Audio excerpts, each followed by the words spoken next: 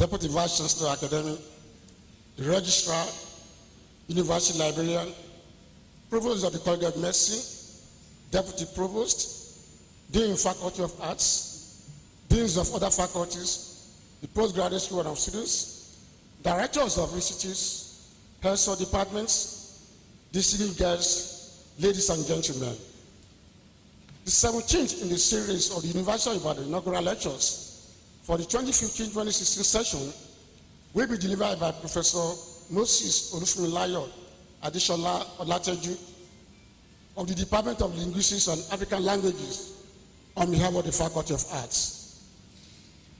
Born in Ibadan on May 18, 1956, into the family of Superintendent Apostle Ezekiel Olasikoni Alade Olateju and Senior Lady Leader Emilia Omolola Atunwa Olateju ní Ìdòwú, both of blessed memory, of Okiofa Baba Isale, Ibadan, Oyo State. Professor Moses Olufunmilayo Adeshola Olateju attended St. John's Anglican Primary School, Akingbala, in Akinyele local government area between 1961 and 1966. Iroko Community Grammar School, 1968 to 1970, and Christ Apostolic Grammar School at Ibadan, 1971 to 1973. He also attended Ikirun Divisional Teacher Training College, Ikirun, now in Osun State, for a grade 2 teacher certificate. After a stint as a teacher at the Muslim Grammar School, Odinjo Ibadan, he enrolled as an external candidate for the GCA A-level examination and passed all the 3 subjects at one sitting in 1978. He gained direct entry-level admission into the Department of Linguistics and African Languages of this university in 1979 and graduated in 1982 with a BA Honours degree, second class upper division in Yoruba Studies. He later registered for and obtained in the same department a master's degree in Stylistics in 1985, a Master of Philosophy degree, Phono-Stylistics in 1989, and a PhD in Linguistics Stylistics in 1998. He also holds a certificate in African Second Language Acquisition from the University of Wisconsin-Madison, USA in 2009. He participated in the National Youth Service Corps scheme at the then St. Andrews College of Education, Oyo, from 1982 to 1983. Thereafter, he joined the Department of Nigerian Languages, Ogun State University, now Olabisi Onabanjo University, Agoiwoye, in March 1983 as a graduate assistant, and became an assistant lecturer in 1985, lecturer 2 in 1988, lecturer 1 in 1991. Professor Olateju joined the Department of Linguistics and African Languages of this university as senior lecturer in October 1998 and was promoted as reader with effect from 1st October 2005 and professor effect from 1st October 2008. Professor Olateju has to his credit a total of 50 publications in both local and international journals, comprising 2 books, 1 monograph, 10 chapters in books, 34 journal articles, and 3 creative works, one of which is a play titled Inaugural, based on the Agbekoya riots of 1958 in the old western region of Nigeria. He has so far supervised 5 PhD and 2 MPhil candidates. He is currently supervising 3 other PhD candidates. Within this university, Professor Olateju has served in several capacities, including member, faculty appointments and promotions panel between 1998 and 2000, departmental deputy coordinator, Distance Learning Center, 1999 to 2006, member, Board of Arts, 2000 to 2002, chairman, departmental staff welfare committee, 2001 to 2007, acting head, Department of Linguistics and African Languages, 2009 to 2011, member, Senate Committee on University Publications, 2010 to 2011. Member, Special Committee on the Appointment of Emeritus Professors, 2011 to 2012, and also 2012 to 2013. Member, Senate Curriculum Committee, 2011 to 2012. Member, Internally Generated Revenue Board, 2012 to 2015. Member, Center for Social Orientation Board at the Census between 2012 and 2015. And Chairman, Inter-Campus Transport Committee, 2012 to 2015. I thought we want to applaud all those things.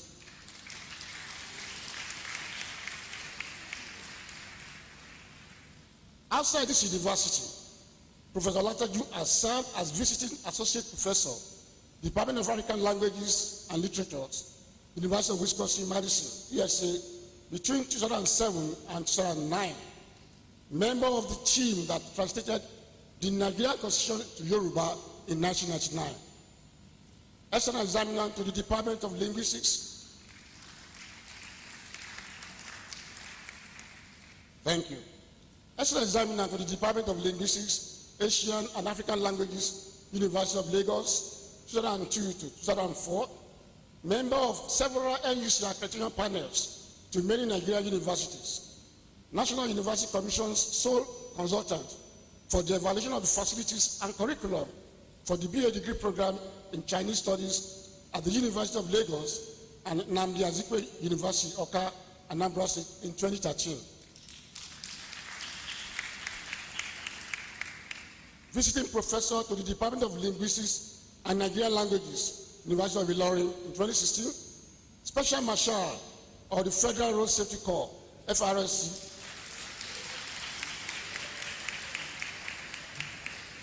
That's 1989 to date. State Secretary, Oyo State Special Marshal, 1998 to 2000. Zonal Secretary, Federal Road Safety Corps Special Marshal, Southwest, 1999 to 2000. State Coordinator, FRSC Special Marshal Corps, Oyo State, 2000 to 2001. Chairman, 8-man Technical Committee of the SRC, mandated by the United Nations to assess the performance of the Oyo State government in curbing road traffic carnages in 2012. Member of the editorial board, Chapel of the Restoration magazine, The Restoration, in 2010 to 2014.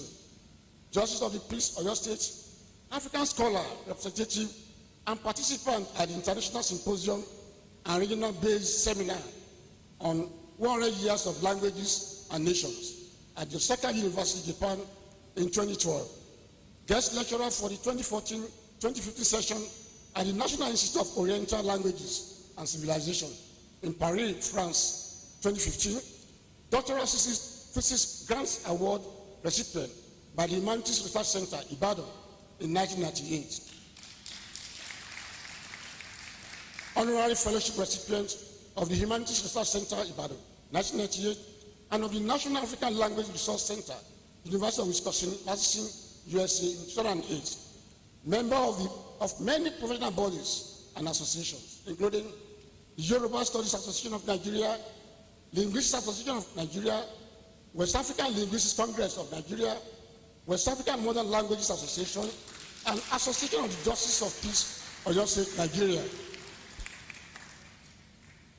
He has served as external examiner to the Department of African Languages, Literature and Community Arts, Lagos State University, Ojo, Lagos, between 2012 and 2014, and Adekunle Ajasin University, Akungba Akoko, Ondo State, between 2013 and 2016.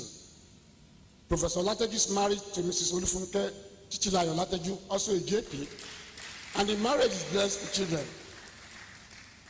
I now call on Professor Olateju to deliver his lecture titled Language and Style, Listics in Literary and Routine Communication, the Yoruba Example.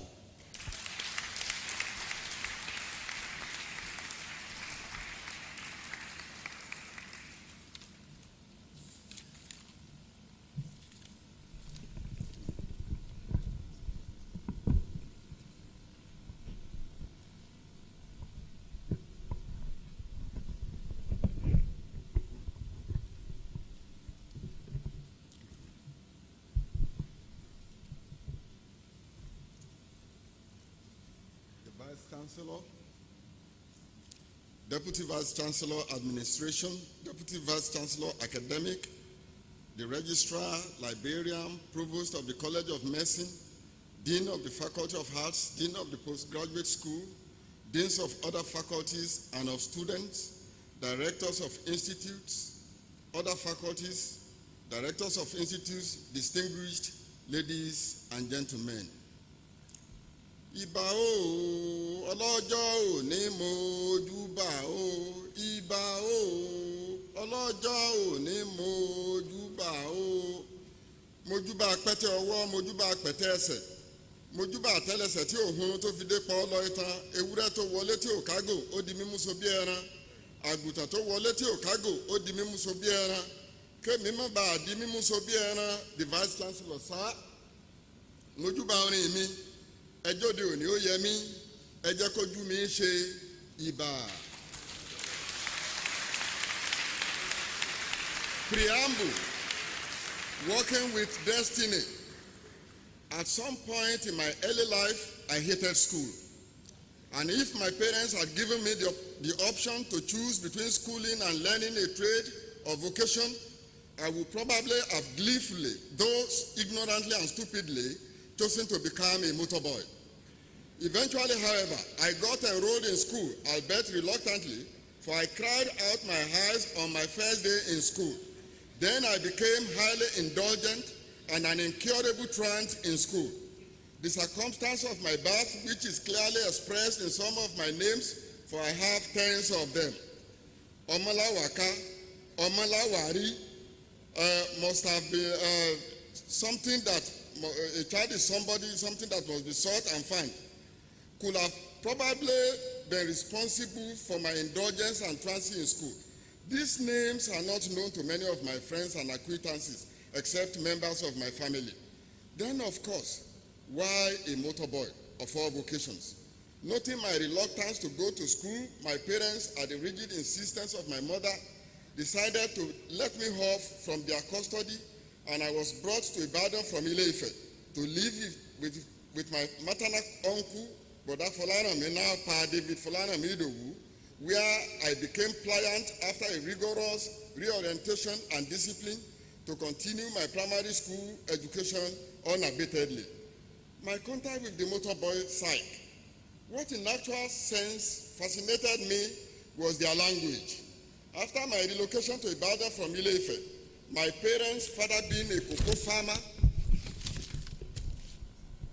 and an accredited cocoa buying agent under the NKZ & Co., a government licensed cocoa exporter in the old western region of Nigeria, lived in Okoro Isaya, a big village in the suburb of Ile-Ife called Area 5. I only enjoyed the privilege of going to Area 5 once in a year during the Christmas, New Year school vacation to see my parents, and it was at Bere that I would join the 911 Bedford lorry that will take me to Area 5. Early in the morning of the day, I will travel around 5 a.m. Bros Fola or his late wife, Mama Femi, will take me to Bere, and there the lorry will be waiting for the Area 5 band passengers with the motorboy chanting, Area 5, Area 5, Ikeke to Lolomu, Olomu Akboje, Area 5, Nisoloko Baba. The motorboys rapping and chanting is information that the vehicle is ready for boarding. The destinations of the vehicle, Ikeketu, Olomu, Akuje, all villages in Area 5 are clearly mentioned, and that the vehicle will be journeying through all the villages until it reaches the final destination of the last passenger on board. The expression, Nisoloko Baba, is the same as the slang expression, go on son, ride on, move on, common with bus conductors today. Two things fascinated me in the language and style of the motorboy: the poetics and aesthetics of the motorboy's chant, coupled with the fact that my annual ritual of visiting my parents produced in me high nostalgic feelings which I still nurse till today. John Pepper Clark's 3-line poem on Ibadan used to give me a similar nostalgia. The poem is reproduced here for convenience. Ibadan, running splash of rust and gold, flung and scattered among 7 hills like the broken china in the sun. J.P. Clark, 1998. As explained by my teacher in one of our literature lessons while in secondary school at the at the Christ Apostolic Grammar School, Ibadan, and as I got to understand the short poem, not only as an indigene of Ibadan, but also as a stylistician and literary scholar myself, the poem, crisp in sound, brief in form, but expansive in meaning and also elegant in style and taste, is expressive of Ibadan as a blend of traditionality, rust, and modernity, gold. It expresses a hilly and protective landscape flung among 7 hills, and its expansionist cosmopolitan nature, like a broken china in the sun. This poem takes my mind back to the Motor Boys at Bere, which is located on a hill in the heartland center of Ibadan, and possibly one of the standpoints from which J.P. Clark got a panoramic view of Ibadan, which he described in his poem. Mr. Vice Chancellor, sir, distinguished audience, by the special grace and intervention of the Almighty God, I have the singular honor and privilege today, the 18th day in the month of August 2016, in this famous hall, the Trenchard Hall, to stand before this distinguished audience, not as a motor boy, but a professor of linguistics, stylistics, and literary criticism, to deliver this inaugural lecture on behalf of the Faculty of Arts, the premier faculty in the Nigeria's premier university, the University of Ibadan, on arguably the first and the best in Nigeria. Today's event is a fulfillment of destiny, and I am indeed grateful to God, the university, and my dean, Professor Ekonla, for this great opportunity. My Vice Chancellor, sir, the title of my lecture is Language and Style Listics in Literary and Routine Communication, the Yoruba Example. It is the third from the Faculty of Arts, this 2015-2016 session, and the 11th from our department, Linguistics and African Languages. The department is a composite department made up of 3 degree awarding units, namely Linguistics, Igbo, and Yoruba. I belong to the Yoruba unit. The first lecture from this unit, titled Beyond the Spoken Word, an African Language Literature Experience, was delivered by Professor Olateju, our amiable teacher and mentor, on Thursday, 14 May 1987, while the second, titled Yoruba Drama in Time Perspective, was delivered by Professor Philip Adedoto Ogundeji, a childhood friend and a colleague, on Thursday, 10 July 2014. My lecture of today is the third from the Yoruba component of the department, and it is the first inaugural lecture in the field of stylistics and literary criticism. The lecture is coming 8 years after I was promoted to the rank of professor in the university.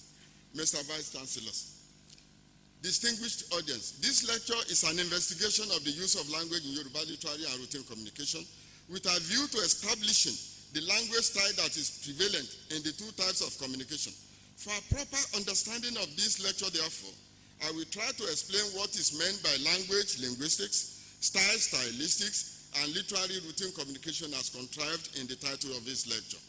Language and linguistics. Language has been described as a system, Vic Webb and Kempuzure, 2008, as a resource just like other natural resources and key instrument of communication and principal means of establishing and sustaining social relations, Oyetade 2014, and also as a vehicle of communication, Ajibade 2016.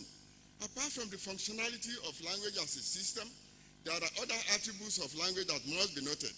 These include the fact that language is rule-governed, structured, and allows for variation and change. It should also be noted that all languages are equal. That is, no language is inferior, advanced, primitive, or superior to another. Every human language is linguistically endowed to cope with developmental challenges. It is true some languages like English, French, and Portuguese have higher prestige and social value than African or Nigerian indigenous languages, such as Yoruba. This, however, does not mean they are in any way better. All languages are basically the same because they perform basically the same function. Language and culture. What is culture? Culture refers to the ways of life of a group of people or society. Their values, beliefs, artifacts, their behaviors, traditions, dressing, and general worldview. DeVito 2000, Ilesami 2004, Ajayi 2004 and 5. Arguments have been advanced by scholars on the relationship between language and culture. While some argue that language is part of culture, others says it is not, but a different entity. However, the view that appears to be commoner and generally more acceptable is the one that says language is not only an essential, inseparable part of culture, but also a vital instrument through which culture is expressed. Language and literature. What is literature? Literature is a work of art, and language is its medium. The point we are trying to make is that language is an essential part of a people's literary and cultural heritage. When language, which is at the apex of culture, is endangered, culture and literature are equally endangered. And if culture serves as the storehouse of a people's knowledge, wisdom, norms, values, and customs, literature, through language, provide a window through which it can be viewed, promoted, disseminated, sustained, and even taught to the future generations. Linguistics. Linguistics is the study of language as a separate discipline. The point is that linguistics is a scientific study of language. Linguistics as a field of academic discipline is made up of 4 components, namely phonetics, phonology, morphology, grammar, semantics, and pragmatics. Style and stylistics. The term stylistics, as formulated or contrived in the title of this lecture, is an amalgam or a partial combination of 2 separate terms, style and linguistics, to form stylistics. The 2 words show close relationship between the 2 disciplines, style and linguistics. For a better grasp of the main thrust of this lecture, ladies and gentlemen, I need to explain what style and stylistics are all about, if only briefly. For a long time, style has been a difficult concept to define. Many scholars such as Leach and Short, Christa and Davy, and so on, have defined the term style, yet the attempt has not produced one single homogeneous definition of style. Fowler, 1973, describes this problem thus. Style is one of the oldest and most tormented terms in literary criticism. Its meaning is controversial, while its relevance is disrupted. Mr. Vice Chancellor, sir, if style is difficult to define, at least it can be described. The efforts of the above-mentioned scholars are more of descriptions or approaches which can be harmonized into 4 schools of thought or 4 approaches, namely style as language, style as choice, style as deviation, and style as individuality. Stylistics, a brief historical account. The history of stylistics as an academic discipline dates back to the 19th century, precisely in the 1950s when it started to be employed as a method of analyzing literary works. Yoruba stylistics as an academic discipline commenced in the early 1960s. According to Bangbosho 1991 and Olateju 1993, the study of Yoruba language and literature took off in the then Department of Linguistics and Nigerian Languages, now Department of Linguistics and African Languages at the University of Ibadan. Today, Yoruba stylistics has taken root in many departments of African languages in tertiary institutions across the nation Nigeria. Courses in stylistics are offered in Igbo, Hausa, and Yoruba at both the undergraduate and graduate levels and are pursued as a major course or an area of specialty up to doctoral level. Yoruba stylistics, like any other academic discipline, has not been free of criticism and contentious issues since its evolution. Some of the contentious issues and trends trailing its development are already well documented elsewhere. Stylistics has many branches, as shown in the table below. We have linguistic stylistics, literary stylistics, and phonostylistics. Mr. Vice Chancellor, sir, and my distinguished audience, that stylistics parades a beautiful array of branches as highlighted above is an eloquent testimony to the fact that it is not only alive, but also vibrant as an autonomous academic discipline with its own methodology and criteria of relevance. A scholar, J.J. Lisaku, 1993, out of ill will and pessimism, had predicted the extinction of stylistics, saying that the end of the 20th century would be accompanied by the inevitable passing of that faltering moribund discipline, and that no one will lament its death. Hear him. Hear what he says. Stylistics is ailing. It is on the wane. And Iseide, alongside that of structuralism, has faded into but a distant memory. He premised this postulation on his observation that only a few students are willing to do research in stylistics. How can stylistics die unless people stop being creative in the way they use their language? Consider these examples. Ní ìpínlẹ̀ Rivers, ilé ẹjọ́ dá ẹjọ́ wíkẹ́nù tíkétíké.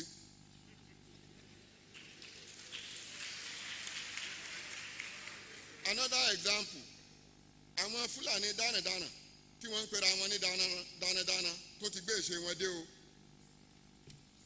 The above examples show how creative people can be in their use of language. The two are instances of wordplay. The first is a play on the phonological similarity between wike, a personal name, and ike plastic container. In the second, the wordplay is on Dana, Fulani herdsmen, and Dana, criminals. We are in the 21st century and stylistics is still well and alive. It is taught and researched in institutions where linguistics, language, and literature are taught the world over. Mr. Vice Chancellor, sir. To prove pessimists like Lisaku wrong, I have in the past few years, between 2006 and now, mentored and produced 5 PhD degree holders in various aspects of stylistics and who are now in various universities spreading the good tidings and gospel of stylistics. All of them, Dr. Adebola Dasifa, Dr. Titilayo Ojo, Dr. Fumilola Fakeye, Dr. Dayo Akamo, and Dr. Folon Oluwatosin are here present in this hall. At present, there are other 3 PhD, 4 MA candidates, and 5 other graduates under my mentorship and supervision in stylistics. Literary and written communication. For this lecture, literary communication refers to communication via the Yoruba literary or written text across the 3 genres of Yoruba, the novel, the poetry, and drama. Written communication, on the other hand, refers to communication in real-life situations, such as everyday or day-to-day conversation. Written communication is also extended to such domains as the electronic media, e.g. the Yoruba newspaper review, Koko Inu Iwe Iroyin, and the Yoruba news broadcast, Iroyin Lede Yoruba, in the electronic media. The theory of standard language, Jan Mukarowski, 1970, which is the theoretical framework adopted for our discussion in this lecture, describes the language of everyday usage as the standard language, SL, while the language of literature is described as literary or poetic language, LLPL. The theory also postulates that a differential specifica exists between the standard language and the literary poetic language, and that the differential consists in the fact that the linguistic transformations which produce the standard language are obligatory, while those that produce the literary language are mostly optional. It then becomes obvious to us that literary communication uses the literary language for the reason of aesthetics, while routine communication uses the standard language in order to be communicatively effective. Mr. Vice Chancellor, I shall not bother you or bore you with such linguistic transformations, but go ahead to show the differential specifica between the language style of literary communication and that of written communication. Differential specifica. The excerpt below from Tubosun Oladako's poetry is used to illustrate the differential specifica between the standard language and the literary language. Hear him. Ojúmọ́mọ́ a ò gbọ́ poroporo odó, àjẹ́jìn a ò gbọ́ kọ̀sọ̀kọ̀sọ̀ kọ̀ǹkọ̀sọ̀, ọ̀gànjọ́ òru gàntán a ò gbọ́ sẹ̀rẹ̀kúsẹ̀ kí wọ́n ó dín ẹkú méja, àfàìmọ̀ ó káwo má sùn lébi àfàìmọ̀. The standard language version of that poetic excerpt is this. Láti àárọ̀ títí di àsìkò yìí tí ilẹ̀ ti ṣú, n kò tí ì jẹun, ebi ń pa mí. Excerpt A is a representation of the literary language, the likes of which are found in literary communication. It is better organized and its meaning is more intensive. For excerpt B is the standard language and is common in written communication. It is simple and clearly understood. The Yoruba axiom, ebi ń pa mí kò ṣeé fìfé wí, attests to this fact. The language style of literary communication. It is not possible to discuss the language style of all the Yoruba writers because there are too many of them. Therefore, we shall limit our discussion to 3 purposively selected Yoruba writers who have come to be recognized and respected in the Yoruba literary world. Consequently, our attention is focused on D.O. Fagunwa, a novelist, Adebayo Faleti, a novelist, poet, and playwright, and Olateju Okediji, a novelist and playwright. Style in D.O. Fagunwa's writings. Fagunwa can aptly be described as the Shakespeare of Yoruba literature. His greatness as a novelist is acknowledged in Yoruba scholarship. He has the language, the humor, the rhetoric, the wordplay, and the bizarre imagery that endear him to his readers. Ulibia, 1967. Bangboche, 1974, described Fagunwa as undisputably a master of the Yoruba language. He twists it in his own way to communicate or express his feelings and those of his characters. Fagunwa's language style consists in patterned repetition, whether of sound, words, phrases, or sentences. Then hyperbole, expressive imagery, and other stylistic devices. He has an incurable love for sound effect and words as well. In his encounter with a troublesome spirit, in Igbo Olodumare, Olowaye, the main character of that novel, confronts his spirit does. Bí bàbá tí ó bí ọ tilẹ̀ ju bàbá ẹlòmíràn, síbẹ̀ bàbá tí ó bí ọ kò ju bàbá tí ó bí mi. Nítorí náà jọ̀wọ́, jẹ́ kí n mọ bàbá tí ó tóbi náà tí ó jẹ́ bàbá tí ó bí ọ. Bàbá tí ó bí èmi yìí ni akọ̀wé dìran. Bàbá tí ó bí akọ̀wé dìran sì ni ìdákẹ́rọ́rọ́ òde. Ìdákẹ́rọ́rọ́ òde tó bàbá fún èmi olówó ayé. Nítorí náà, kò sí bàbá tí ó jẹ́ bàbá tí ó tóbi ju bàbá tí ó bí mi. Nítorí náà, èmi bẹ̀ ọ́ tọkàntọkàn. Má ṣàì jẹ́ kí n mọ bàbá tí ó tóbi náà tí ó jẹ́ bàbá tí ó bí ọ. Although Fagunwa's communicative intention is remarked by Bangboche 1974, in repeating the word Baba so many times is for its sound as well as its meaning effect.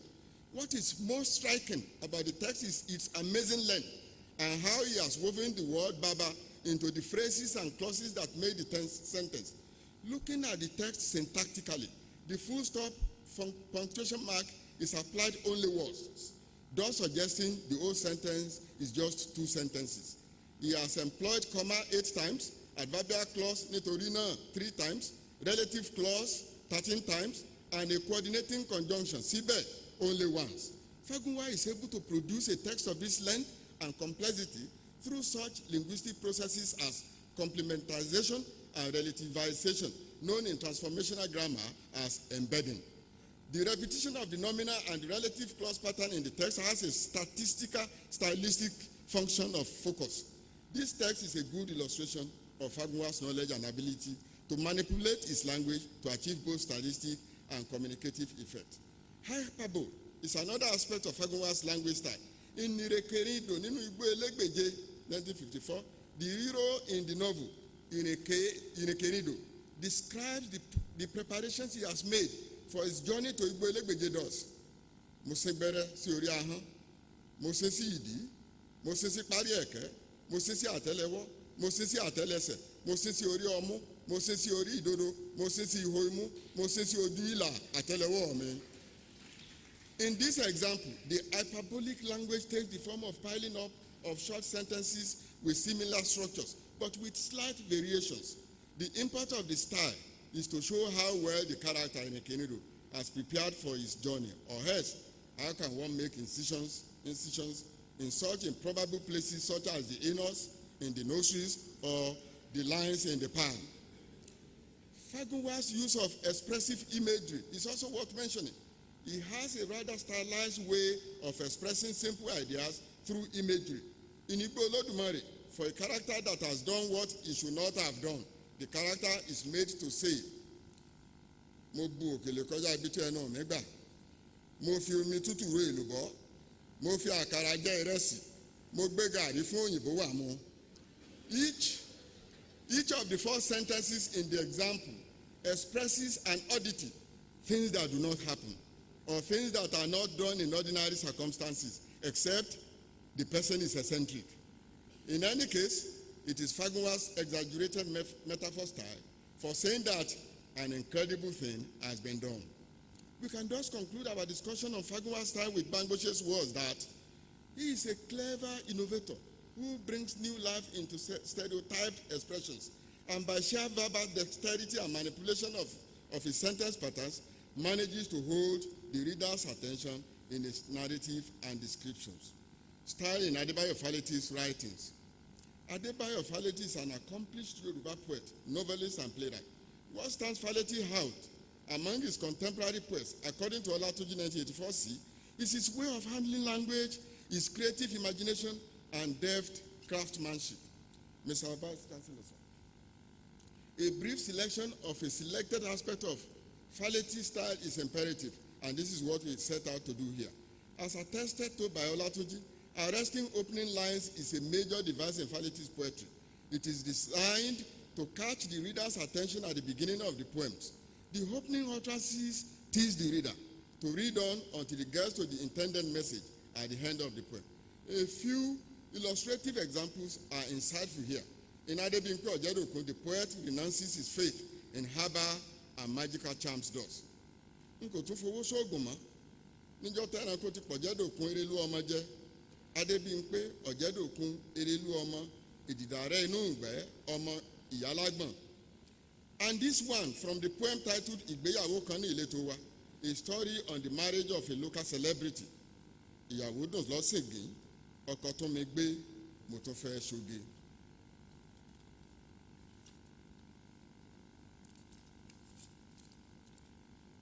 In the above cited poems, the opening lines, which follow a factual declarative sentence pattern, open up provocative questions that arrest the attention of the reader from the onset. Mr. Vice Chancellor, sir.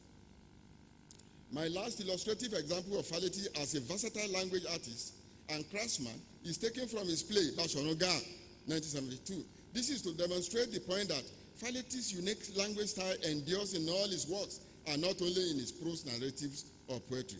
After the villainous Ga, the Oyo chieftain and head of the traditional kingmakers, the Oyomesi, had killed King Magiogbe, the fourth in the line of the kings he murdered, the other chiefs labeled him as a kingmaker, Afobaje, as well as king murderer, Akpobaje.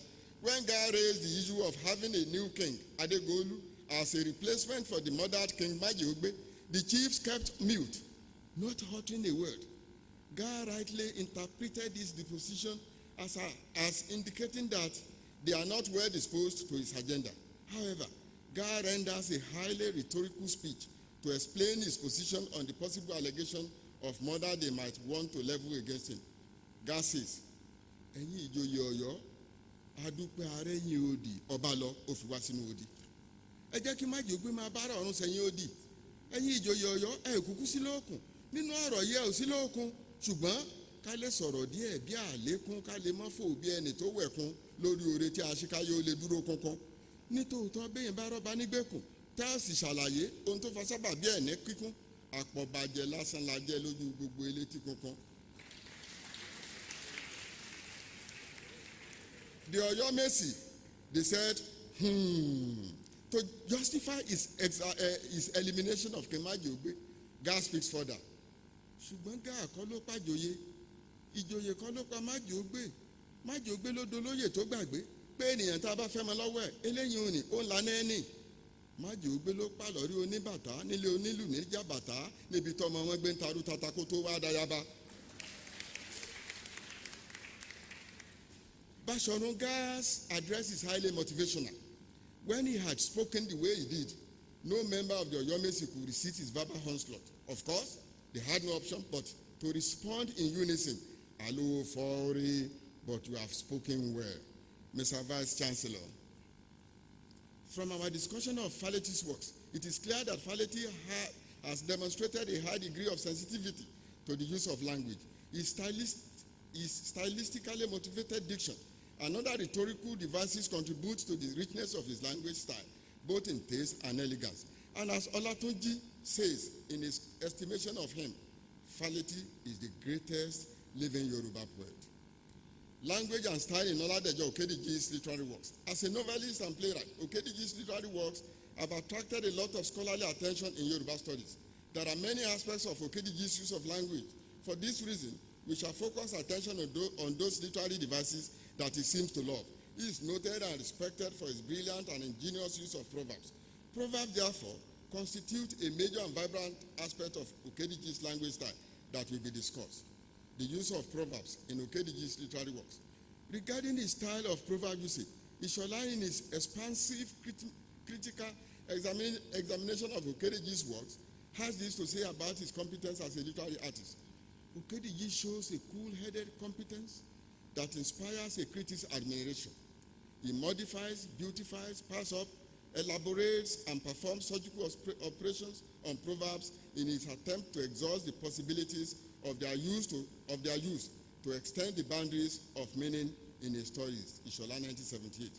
6 distinctive patterns of proverb usage that portray Okediji's individuality as a writer have been identified as his style of proverb usage. The 6 different ways in which Okediji uses proverbs are using proverbs ordinarily, modifying well-known proverbs, convergence or piling up of proverbs, proverb elaboration or explanation, creation of new proverbs, and deviant proverbs. Another significant aspect of Okediji's proverb is the use of deviant proverbs. Okediji explores and exploits this possibility in his literary works, especially in Rerenu. For example, in Rerenu, workers' salaries have been cut, taxes have been raised, and many workers have been sacked. Those not sacked could choose to remain or resign voluntarily. Lawuwo reacts to this ugly development with the proverb, ẹni tó bá forí tì í títí dé òpin, àfàìmọ̀ kò fi ní di aláàárù.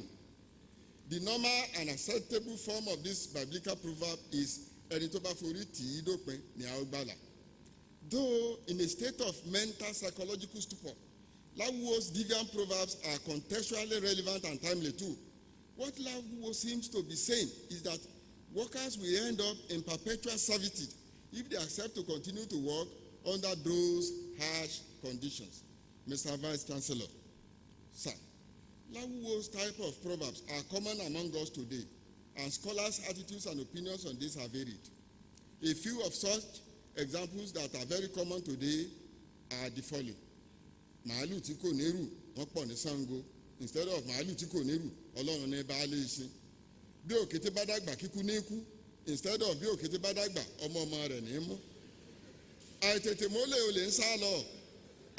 Instead of àìtètè mólè olè mólóko. Ọ̀gẹ̀dẹ̀ dúdú kò yábùsán, pupa ló ṣe é dín dòdò. Instead of ọ̀gẹ̀dẹ̀ dúdú kò yábùsán, ọmọ burúkú kò yálùpa. Deviant proverbs such as the above have been given different names and labels by different scholars. Alaba 1986 calls them Òwe Lawuwo, while Raji Oyelade described them variously as playful act, radical proverbs, blasphemy, and post-proverbials. Ojo 2013 simply calls them proverbials. Whatever names or labels the deviant proverbs may be called, our task in this lecture is not to critique their appropriateness or otherwise, but to affirm the point that they are consciously contrived in literary works, despite their deviant nature, for both stylistic, comic, and humorous and communicative effects. This, however, does not rule out the possibility that wrongful or improper use of proverbs such as the above are common among the youth or school children out of sheer ignorance or absolute lack of knowledge of Yoruba proverbs. Mr. Vice Chancellor, sir. From our discussion of Olateju Okediji's language style, especially his dexterous use of proverbs, it is clear that he is an accomplished literary artist, and we agree with Ishola, 1978, who believes that Okediji is a class by himself as far as his artistic use of language is concerned. He is a language artist, and that really means that he is in every respect a great writer. A writer who takes great care to transmit small relevant details is a great artist. Language style in written communication. The Yoruba love rhetoric of the Yoruba people and their language, Babalola 1996 says, their tonal metaphor saturated language in ordinary prose form is never far from music in the oral impression it gives, and which has produced an extensive variety of spoken art characteristic of the people.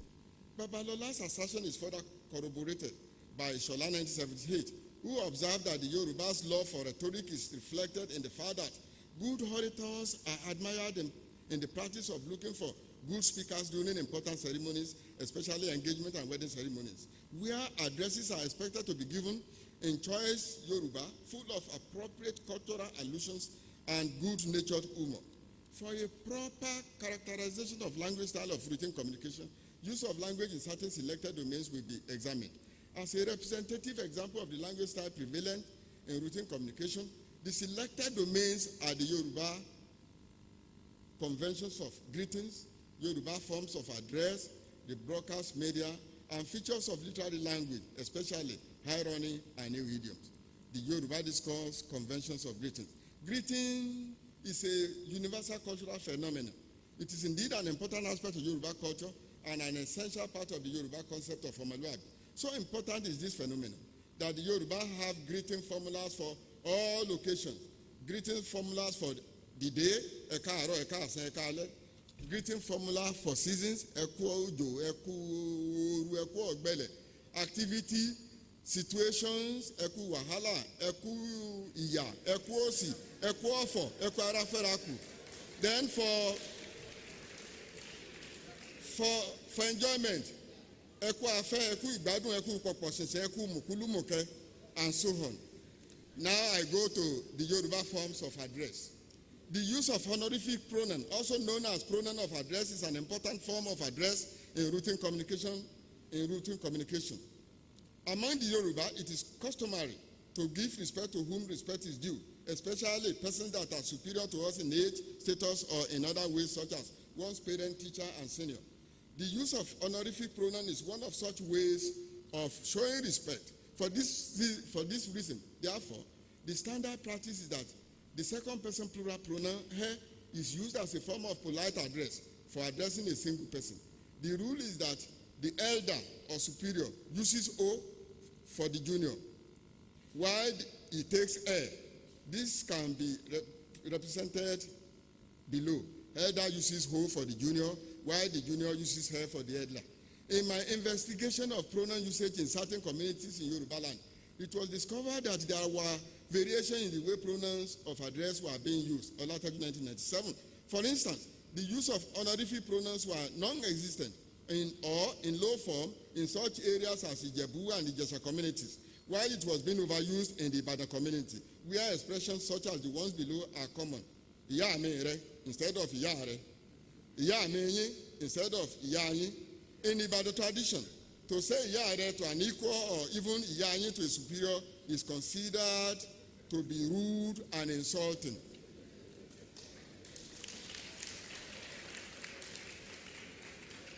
The study also examined the use of honorific pronouns among couples. 4 different styles of honorific pronouns used were identified and interpreted among couples. In the first situation, the use of ho is reciprocal and common among young couples or newly wedded couples. That the wife uses o for the husband and the husband also uses ho cannot be interpreted to mean lack of respect for the husband, as one may be inclined to believe or think in the traditional setting. Rather, it portrays equality of power, arising from deep sense of mutual love. In situation B, use of hair is reciprocal and found to be common among some couples with religious sentiments and inclinations, especially SU couples. The use of mutual hair may also suggest equality of power, but the choice is more rationally based on religious doctrine of exchange of mutual love and respect between husband and wife. In the case of situation C, it is the most common and usually among elderly couples. The husband gives the wife ho and takes back hair, as is usually the case in the Yoruba traditional setting, where husband is head of the family. Situation D, where the husband uses hair for the wife and takes ho from the wife, is not common. There was, however, one case of a man of 38 years who got married to a madam, a woman of 54 years. They met at a drinking joint where madam was the proprietress. This is quite unusual. However, it shows the superiority of the wife over the husband, or an act of respect from the husband who is younger in age. My Vice Chancellor, sir, it should be reported that virtually all the communities have gone through a pronoun evolutionary period as adoption of ho and hair as familiar and polite forms of address, respectively, is becoming a universal phenomenon among the Yoruba, irrespective of the original dialectal stance. However, one clear danger that must be avoided is the transference of honorific pronoun to English by young school children, who erroneously think they must apply it in spoken and written English. For example, when a mother has her daughter, the whereabouts of her father, the girl answered, albeit ignorantly, they have gone to work. Instead of, he has gone to work. News broadcasts in the electronic media.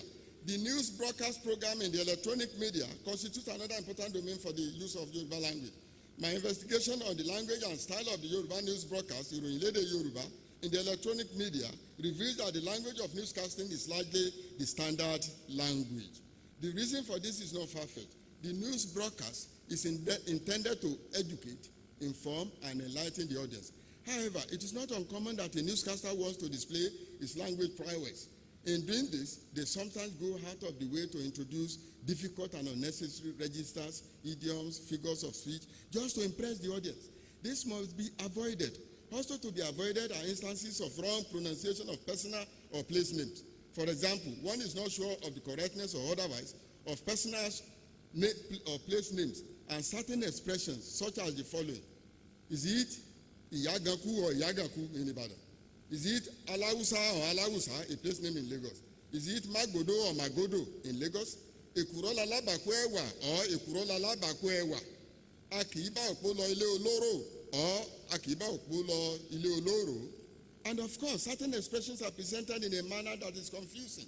Ijin, Ekedaye, Asade Akpum or Asade Akpomu. Àti gbéyàwó òtẹ́jọ́, is it owó ọbẹ̀ ló ṣòro or owó ibẹ̀ ló ṣòro? Kí lórí lọ́bẹ̀ tí o fi wá irú sọ́wọ́ or tí o fi gaaru ọwọ́? It is equally important for our newscasters to be cautious and be near perfect in their translations. Consider the following mistakes, for instance. Translating Tinkan Island in Lagos as Erekusu Alagolo ní ìlú Èkó, or Federal Republic of Turkey as Orílẹ̀-èdè Tòlótòló. Then there is this one, abate, for the English word about. The use of the English loan word abate in such expressions as abate 2 million naira is common in the Yoruba News Review program on radio, though a lot of people frown at this. But I suspect that the newscaster uses this for comic effect. I think this is understandable in a situation where more than 50% of the news items or stories are bad stories. We hear of deaths, kidnapping, embezzlement, blowing up of oil pipelines, herdsmen on rampage, and so on. The rationale for such usages, therefore, might be to bring some comic relief to these listeners. Features of literary language in written communication. Essentially, language style in written communication is supposed to be casual. However, depending on the topic and context of discourse, certain literary features which ordinarily belong to the realm of literary communication are found in written communication and have become an essential part of its language style. Such devices include irony and new idioms. Irony. Irony, which in Yoruba means edaoro, has attracted attention of some scholars. Irony simply means saying the opposite of what one means. Fakaye 2014 traces the origin of irony to the Ifa Oreku, Onwani Orogbe, also known as Onwani Asanyi. Asanyi was said to be fond of speaking in irony until he lost 2 of his sons to fire and drowning incidents. In any way, irony features in our everyday conversations and forms an important part of our communication strategies. For example, the following ironical expressions are common. Ilẹ̀ tútù, when in actual fact the ground is hot because of the hot weather. Owó pọ̀ lọ́wọ́ mi, I have plenty of money. When what one really means is I am broke or I have no money. When a mother, at the height of provocation, lashes out at a child, Ọlọ́run yóò fìrè fún ìwọ ọmọ yìí. May God bless you. Perhaps what the mother wanted to say is, you this child, may you be cursed. Or, ìwọ ọmọ olóríire yìí, you this fortunate child. The mother's intended meaning might be, you this unfortunate child. Àwa púpọ̀ la wà nílé. We are many that are in the house. To mean I am the only one that is in the house. Among Christians, we often hear, I am strong, even when the health of the speaker is in parlor state. There are so many instances or occasions that warrant the use of irony in our daily activities and communicative interactions. Dare to mean don't hit it. More to mean don't take it. To be able to use and interpret irony, we need to rely on cultural, religious, and other factors such as the context of usage, as we may have learned from Asanye's sad cases. Irony and ironical statements should be used with caution, especially when dealing with young children. New Yoruba idioms in literary and written communication. My Vice Chancellor, sir. This lecture will not be complete without saying something about language engineering and the phenomenon of new idioms in literary and written communication. There are latest developments around the world. News of advancements in science and technology, politics, education, telecommunication, agriculture, medicine, and so on, to which Nigeria as a developing country cannot shut our ears. To express those new concepts and ideas coming from globalization, the users of the Yoruba language therefore resort to coining of new words and expressions and allocating new meanings to the existing ones. The linguistic processes involved in such new words and expressions, which we describe as new idioms in this lecture, are already well documented in the works of scholars like Bangboshe 1992, Olateju 205, 208, Yusuf 208, and Akamo 2014. This example below, for instance, is from sports, football.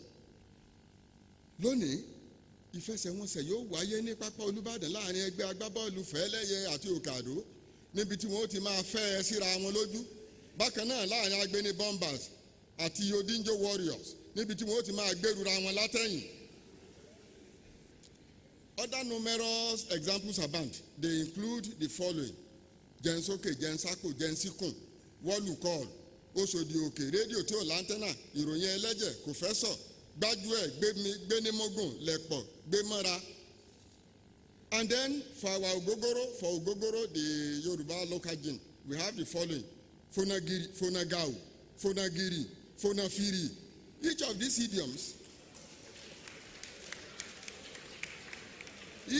idioms expresses varying degrees of shade of movement, but that of crossing the road with impunity by a person who is under the influence of alcohol or hard drug. A close examination of the new idioms will show that they are created out of the inescapable and creative necessity which the changing global communicative economy has imposed on us.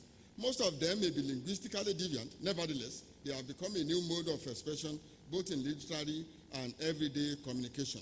Today, there are about 13 radio stations within Ibadan metropolis alone. Our concern here is not the content of the news items that are reviewed, but the language in which the names of the programs have been crafted.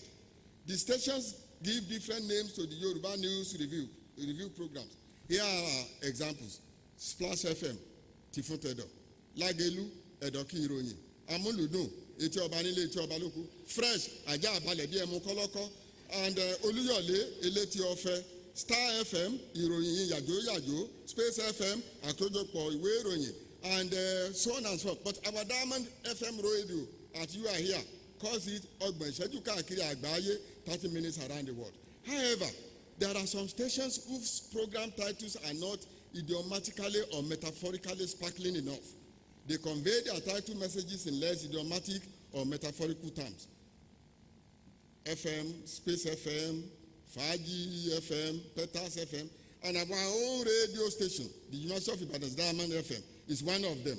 Mr. Vice Chancellor, sir, please permit me to say that we are too modest in our title, especially in this age of media competition for excellence. We titled the program, Ogben Sheju Kakiri Agbaye, 30 minutes around the world. 30 minutes may be too short a time to move around the world for news gathering. Our radio stations need to step up their performance. The titles or names of these different Yoruba news review programs on the radio channels mentioned speak for themselves. Those couched in idioms or metaphors are more inviting, more arresting, and likely to attract more listeners because of their aesthetics. Conclusion and recommendation. Mr. Vice Chancellor, our primary concern in this lecture has been an investigation of the language style in literary and written communication, using the example of the Yoruba language in the final analysis. The lecture concludes as follows: that Yoruba love rhetoric. For this reason, language used in both literary and written communication reveals the richness and beauty of the Yoruba language. And in conclusion, we recommend, like other scholars before us, that our indigenous languages, Yoruba especially, must not die out. Let us protect them, shore them up, revalorize them, and increase their usages in more domains, such as politics, governance, business, and in our homes. For when a language dies, the culture and even the literature also die. Without our language and culture, we all, literally and stylistically speaking, are walking corpses.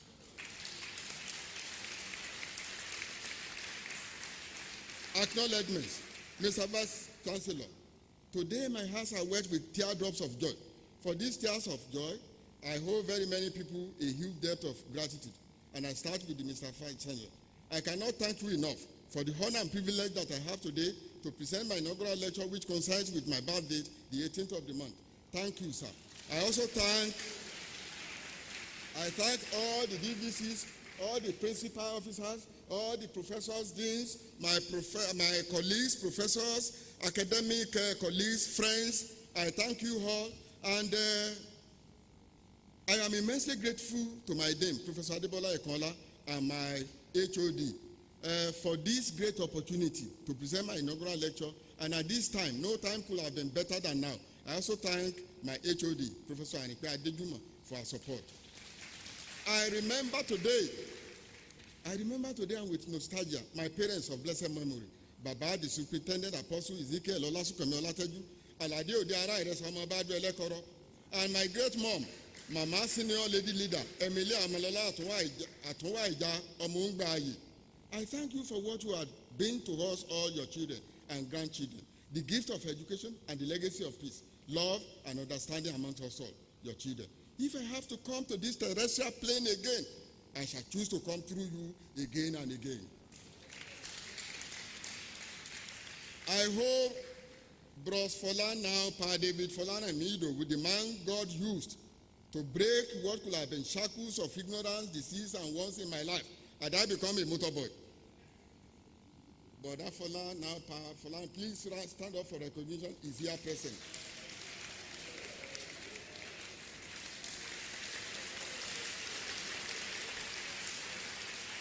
I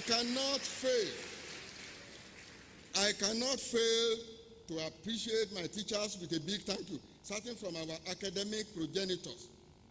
They are Agbalagbis, greater than Agbalagbas. Professor Emeritus Ayobangboshe, Professor Emeritus Ayobanjo, a former Vice Chancellor of this great university. The two of them are fathers that begat other fathers. Babatoto Jubabelo, Melone. Then I thank Professor Olateju, ẹni tó torí ilẹ̀kẹ̀ bá wọn mọ́rùn gígùn wáyé, ó torí idẹ wẹ́rẹ́wẹ́rẹ́ bá wọn lọ́wọ́ gbọgbọ́rọ́.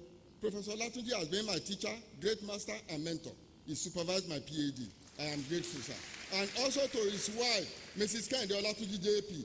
I also acknowledge Professor Kola Awolabi, who introduced me to transformational generative grammar, from which I derived the necessary confidence and importance that made me what I am today, a linguistic stylist teacher. Oga, thank you.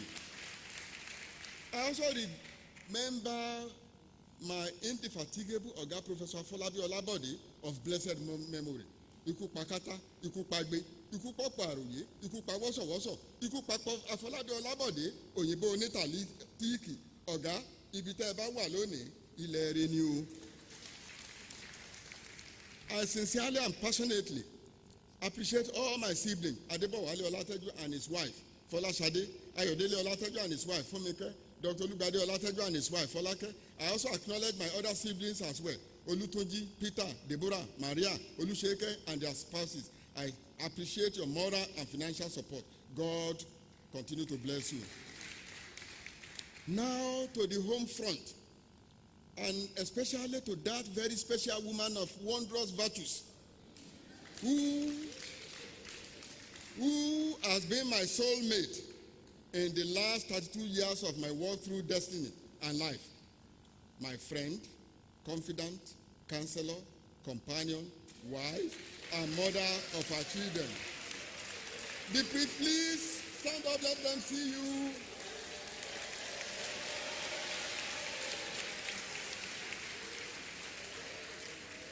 She is the pretty Beatrice Olufumi-Ketidilayo Olateju, I say thank you a million times. And to our children, Omalola, now Mrs. Adebidigbe, and her husband, Oluwaseun, Olanrewaju and Olajumoke, I thank you for you have not disappointed us in your academic and professional pursuits, and for being good children. I love you all, and I thank you. To all of you that I cannot mention, especially my professional academic colleagues, I appreciate all of you. To all of you good people that have come to listen to this lecture, gentlemen and women of the press, and other well-wishers, without you, today would not have been colorful. I say a big thank you. And now, unto the King, eternal, immortal, invisible, the only wise God, the honor and glory forever and ever. Amen. Thank you.